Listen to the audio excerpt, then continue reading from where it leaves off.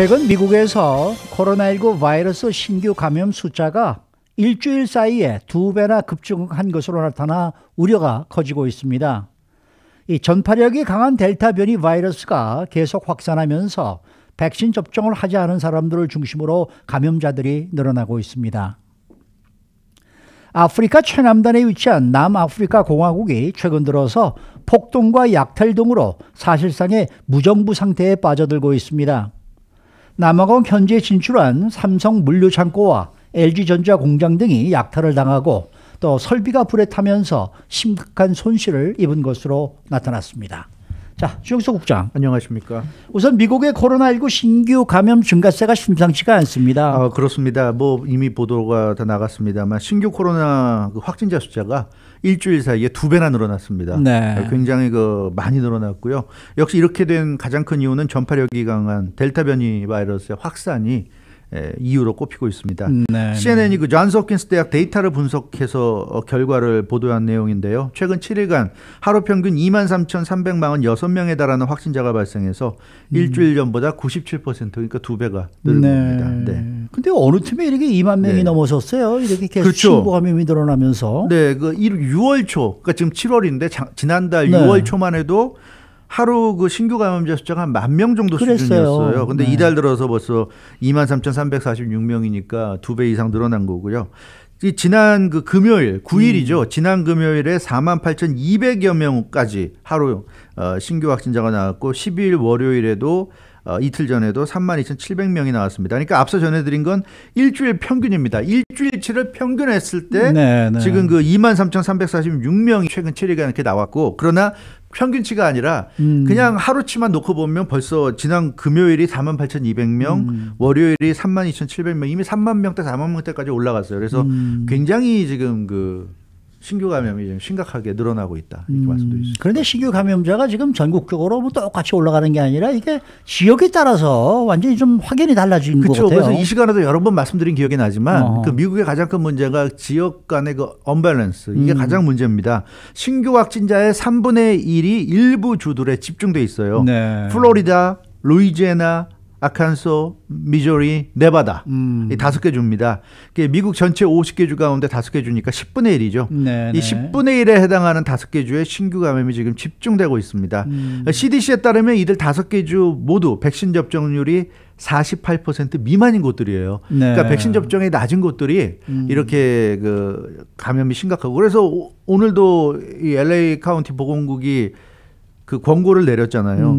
네바다, 미조리, 아칸소, 루이지애나, 플로리다 가지 말라고. 특히 네바다는 라스베가스가 있어서 뭐 LA 시민들이 자주 왔다 갔다 하는 가까운 곳인데 당분간은 라스베가스 가시면 안 될 것 같습니다. 네. 그런데 이제 문제는 말이죠. 지금 말씀하신 이 5개 주가 이게 지금 감염률이 굉장히 높아지건 사실인데, 그렇다고 해서 다른 주들도 괜찮은 거다, 이건 아닌 것 같아요. 그런 건 아니고요. 이 5개가 정말 심각하다는 얘기고, 정도 차이는 있지만 다른 주들도 위험하죠. 그래서 5개 주를 포함해서 45개 주에서 증가세가 좀 뚜렷하다고 그럽니다. 그러니까 일부 5개를 제외하고는 전부 다 좀 증가세라고 보면 되겠고요. 최근 일주일 동안의 신규 감염 숫자가 그 전주보다 10% 이상 늘었습니다. 그래서 역시 빠른 증가세를 보이고 있고, 최근 45개 주에서 주 중에서 34개 주는 확진자 증가율이 50%를 넘은 그런 상황입니다. 그러니까 굉장히 확진자 증가율이 좀 높아지고 있고요. 신규 감염이 10% 이상 줄어든 곳, 메인, 사우스다코타, 아이오와 이 3곳에 불과합니다. 그러니까 줄어든 곳은 거의 없고 대부분 다 늘어나고 있는 그런 상황이고, 그래서 굉장히 지금 좀 조심해야 되는. 그러니까 플로리다나 뭐 네바다나 이런 곳을 절대로 여행을 하면 안 된다고 그랬는데 다른 주는 여행해도 괜찮으냐? 그런 건 아니에요. 그러니까 네바다나 플로리다보다는 덜 위험하다는 정도지, 위험할 수 있기 때문에 정말 이건 내가 죽어도 가야 되는, 반드시 가야 되는, 그게 뭐 비즈니스 여행이건 뭐건 간에 그렇다면 모르겠지만 아니라면 웬만하면 여행은 좀 미루시는 게 좋을 것 같습니다. 아니 근데 요즘에 이렇게 다시 신규 감염이 증가하는 이유가 근본적으로 뭐죠? 그 보건 전문가들은 크게 2가지를 보고 있는데요. 바이러스 전파력이 진화했다. 그래서 델타 변이 같이 전파력이 뛰어난 바이러스들이 나타나서 지배종이 되다 보니까 그 전파력이 뛰어난 바이러스들이 나타난 게 하나고, 또 또 하나는 역시 백신 접종이 예, 거주한 사람들의 방어 능력이 그러니까 부족해지는 거죠. 그래서 이 두 가지가 결합됐기 때문에 좀 심각하다는 겁니다. 그러니까 백신을 접종하지 않았기 때문에 새로운 변이 바이러스를 막아낼 능력이 떨어지는 사람들이 지금 많은 거고요. 여기에 더해서 전염성이 높은 델타 변이가 확산되고 있는 이 두 가지가 이제 합쳐진 것이 지금 미국에서 이렇게 최근 한 1, 2주 사이에 아주 급확산세를 보이는 가장 큰 이유로 좀 지적이 됐습니다. 이 전문가들은 지금 아주 심각한 경고를 지금 내놓았는데. 예, 그래서 그 전문가가 아주 좀 굉장히 쉽게 이해할 수 있는 그런 경고를 내놨는데요. 네. 조너선 라이너 조지 워싱턴 대학 교수입니다. 방역 전문가인데 최근 미국 상황에 대해서 아주 냉정한 분석을 했어요. 뭐라고 그랬냐면 미국인들은 백신을 맞든지 아니면 계속 방역 수칙을 지키며 살아가든지 선택의 기로에 있다. 두 개 다는 안 된다. 그러니까 백신을 안 맞으면서 방역 수칙도 안 지키고 이럴 수는 없다는 거예요. 네. 그런 건 있을 수 없다. 네. 그러니까 백신을 맞으면 방역 수칙을 안 지켜도 되지만, 그러니까 방역 수칙이라는 게 대표적으로 사회적 거리두기하고 마스크 쓰기 아닙니까? 그렇죠. 그러니까 백신을 맞으면 마스크 안 써도 되지만 백신을 안 맞으면 마스크 써야 된다. 그러니까 둘 다 안 할 수는 없다는 거예요. 네. 그래서 이 지금 미국에서 문제는 백신도 안 맞고 마스크도 안 쓰려는 이런 사람들이 좀 늘어나서 이게 좀 문제라는 얘기고요. 마스크 안 쓰고 사회적 거리두기 안 하려면 백신을 반드시 맞아야 된다. 이 전문가 강조를 했습니다. 네. 두 가지 중에 하나 선택해야 되지 지금 두 가지 다 해버리는 사람들이 많아지면 결국은 모든 사람에게 이제 피해가 갈 것이다. 그 사람들이 그러니까 접종도 안 한 사람들이 마스크 안 쓰면 그 사람들이 1차적으로 피해를 있겠지만 그런 사람들이 이제 늘어나게 되면 모든 사람들이 피해를 입는다. 아주 이해하기 쉽잖아요. 그러니까 다 하고 싶으면 마스크도 안 쓰고 싶고 그러면 주사라도 맞으라는 얘기고 백신을 맞아라는 얘기죠. 백신도 안 맞으면서 마스크 안 쓰면 안 된다는 거예요. 그건 너무 위험하다. 네. 좀 그건 반드시 우리가 이해를 해야 될 것 같습니다. 네.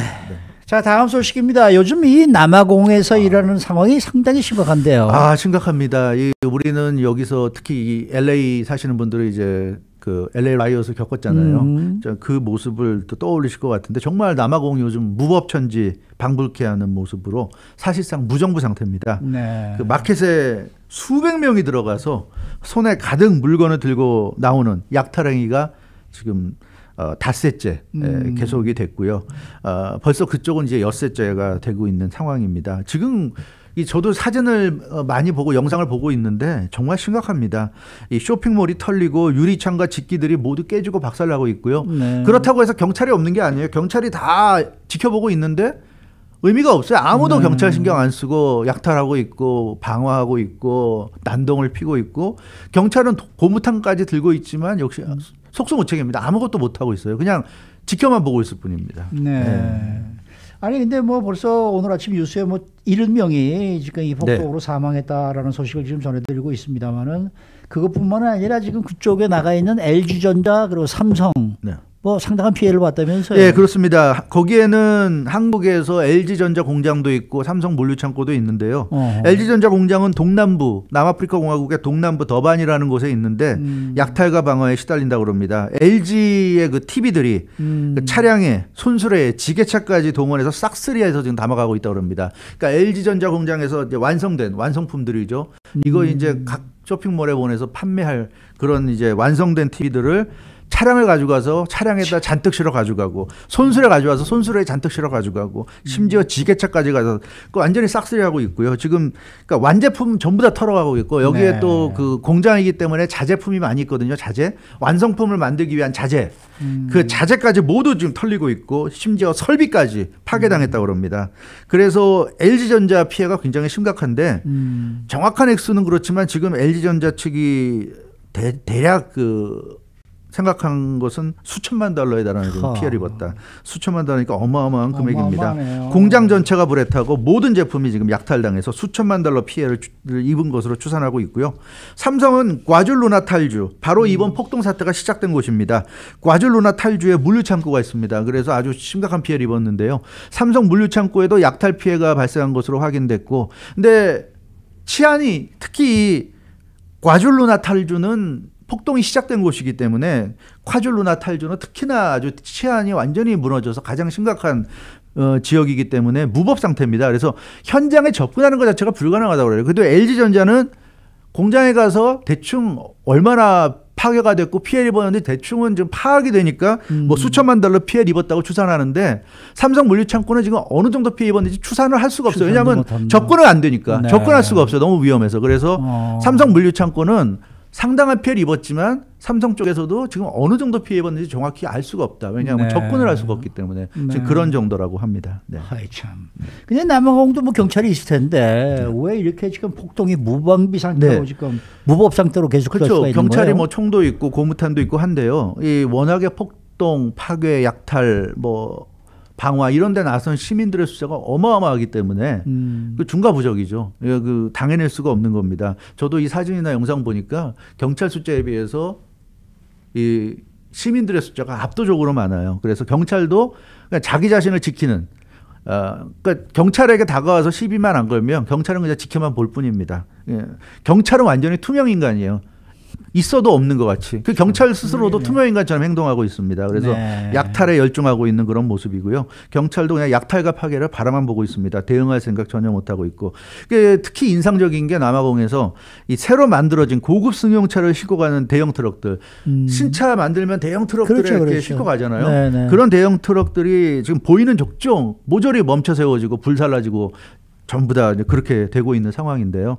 지금 뭐 헬기, 경찰 헬기에 경찰 특공대까지 출동해도 이 어마어마한 폭동 인파 때문에 아무것도 지금 하지 못하고 있습니다. 그래서 뭐 ATM 다 뜯어가고 ATM 뜯었고 다 현금 가져가고 있고 정육점에 가서 자르지 않은 통돼지를 그냥 목에다 걸고 저는 그냥 살아있는 돼지인 줄 알았는데 이제 죽어있는 돼지를 네. 이렇게 참 굉장히 남아공이 거의 뭐 지금 무정부 상태, 그 국가가 없는 상태 같은 그런 지금 모습입니다. 아니 근데 근본적으로 왜 이렇게 폭동이 왜 일어나는 겁니까? 그 점을 우리가 좀 살펴볼 필요가 있어요. 일단은 직접적인 발단은 그 대통령 때문이죠.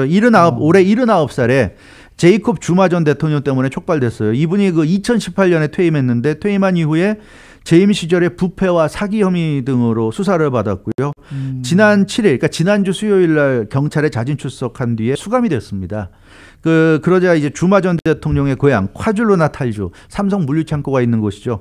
콰줄루나탈주가 주마 전 대통령 고향인데 고향에서 지지자들이 그 경찰에 수감되자 이제 바로 시위를 들어간 겁니다. 그래서 시작은 이 주마 전 대통령의 지지자들에 의해서 시작된 게 맞는데 이렇게 순식간에 전국적인 폭동으로 연결된 거는 사실은 이 대통령과 관계가 없습니다. 네. 이분이 무슨 그렇게 대단한 무슨 넬슨 만델라도 아니고 그렇게 존경받는 대통령도 아니고 한국도 지금 뭐 대통령이 이렇게 그런 사기 등의 혐의로 지금 들어가 있잖아요. 네. 예. 그러니까 그렇다고 해서 그런 대통령 때문에 누가 나서질 않습니다. 근데 문제는 이 주마 전 대통령이 수감된 것은 하나의 계기일 뿐이었어요. 그러니까 그동안 남아공에 쌓여있던 분노와 불만이 아주 이 현실에 대한 불만이죠. 그 항아리 넘칠 만큼 차 있었는데 그 물 한 방울 떨어진 게 바로 주마 전 대통령의 수감이었고 그 물 한 방울 떨어지면서 이게 넘쳤다. 이렇게 보면 될 것 같아요. 그래서 지금은 수도 요하네스버그를 비롯해서 전국으로 지금 시위가 확산되고 있는데 그럼 왜 이렇게 순식간에 시위가 확산돼서 통제할 수 없을 정도로 커지느냐. 이 남아공 상황이 참 기가 막힙니다. 코로나19가 장기간 봉쇄에 따른 피로감. 이건 뭐 사실 어느 나라나 다 있는 부분인데 이거는 기본이고 여기에 더해서 근본적인 빈부격차에 대한 분노가 폭발했는데요. 남아공의 현재 실업률이 32.6%입니다. 32.6%. 청년 실업률이 46.3%예요. 그러니까 젊은 사람들이 일하고 싶은 사람들이 일을 할 수 없는 상황입니다. 그러니까 이 남아공의 실업률이 32.6%, 청년 실업률이 46.3%니까 이거는 정말 해도 너무한 거고 뭐라 그럴까요? 남아공은 사실 국가가 아닌 것 같습니다. 좀 이런 말하면 그렇지만 국가로서 해야 될 최소한의 의무, 도리도 하지 않고 있다. 그러니까 국민들에게 어떤 자제를 당부할 만큼 국가가 국가로서 해줘야 될 최선의 노력이나 최선의 어떤 역량, 최소한의 의무도 하지 않는 이게 지금 무정부라고 그러는데 사실 정부가 있으나 마나한 나라예요. 남아공이란 나라는 정말 이건 수준이야. 이건 국가도 아닙니다. 어떻게 이럴 수가 있어요? 실업률이 32.6%, 청년 실업률이 46.3%. 남아공의 하루 확진자가 코로나19 확진자가 2만 명 정도 되는데 국민 수가 5,900만 명. 네. 한국보다 많죠. 인구수가 많은데 한 번이라도 백신 접종한 사람 비율이 6.4%.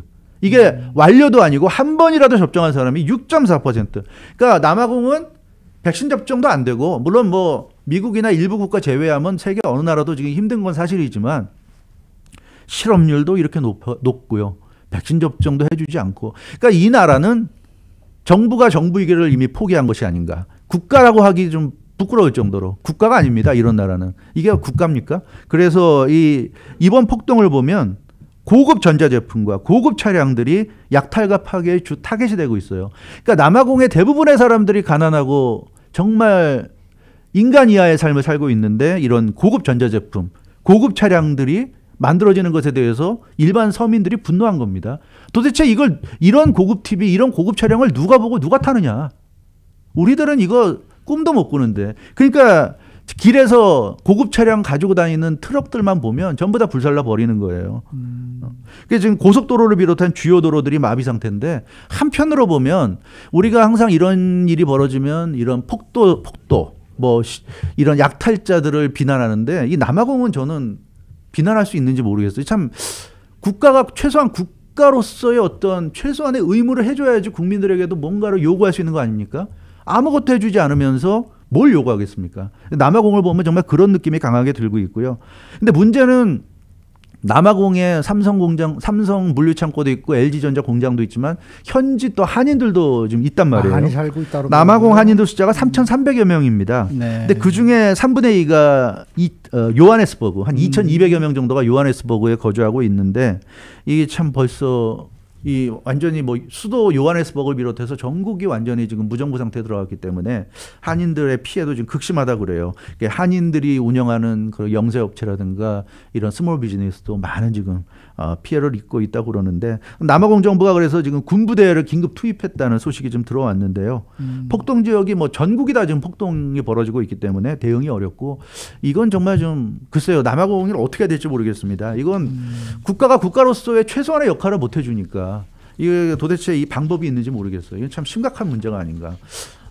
이번 폭동을 계기로 저도 좀 남아공을 살펴봤는데 이거는 국가가 아닌 것 같습니다. 참 심각한데요. 이건 세계가 나서서 유엔이 나서서 뭔가 좀 역할을 해줘야 될 것 같아요. 남아공에 맡겨서는 해결이 안 날 것 같습니다. 너무나 좀 심각한 그런 좀 남아공의 상황인 것 같습니다. 네, 수고 많으셨습니다. 주영석 국장이었습니다.